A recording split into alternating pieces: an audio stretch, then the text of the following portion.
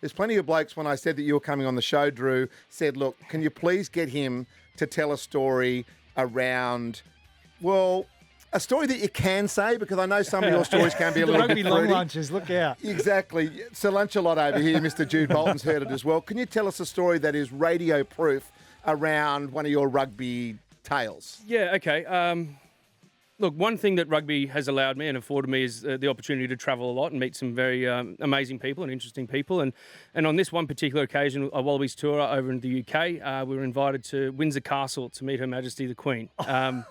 And so I'm pretty young and new to the squad. So everything was just like, overwhelming to me at that particular point. Going through Windsor Castle, we get to this meeting area, and when I get nervous, I sometimes get into a bit of a giggling fit. And just before Her Majesty came around, Matt Giddo was next to me, and I just started giggling. I just couldn't really contain myself. Gather yourself. I did. I just right at the crucial moment, I gathered myself. I met her, and she's really great at small talk. Effectively, it's what she does day in, day out, right?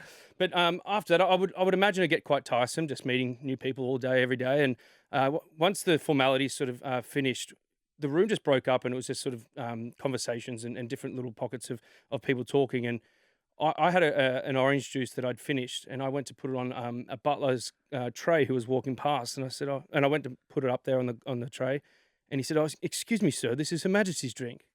And I went, "Oh, okay. What is it? Just like soda water?" Because it was clear of colour. And he said, "No, it's a martini, straight gin with a dash of vermouth." And I went, Wow, like it's like Lizzie, it's 2 in the afternoon. Lizzie. Yeah, and I watched him walk over to Her Majesty, and he handed the glass to her, and she just sort of grabbed it and didn't bat an eyelid, had a little sip, and just kept talking in her conversation.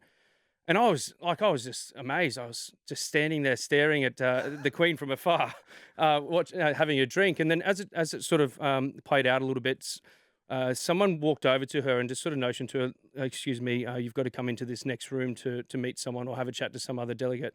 And I watched her put her glass on the top of a cabinet.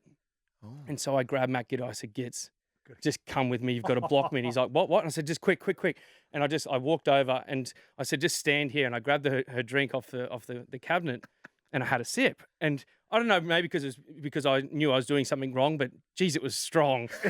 And then I thought, if I get caught here, I'm going down, but I can't go down alone. So I said, "Gits, here, you have a sip." Oh, you took him down. Yeah. So I said, "You have a sip," and one of the other boys, I think it was Semi-Courtney at the time, he had a sip as well. But I always, of course, you want to finish the drink, you want to get the backwash of the Queen, right? So I mean, if you're going to do it, you may as well do it properly. So I end up finishing the Queen's drink. And it's like you've patched the Queen. Well, that's exactly right. Back in those days, I had Facebook, and my status that day, I changed it to, "Today, I basically kissed the Queen."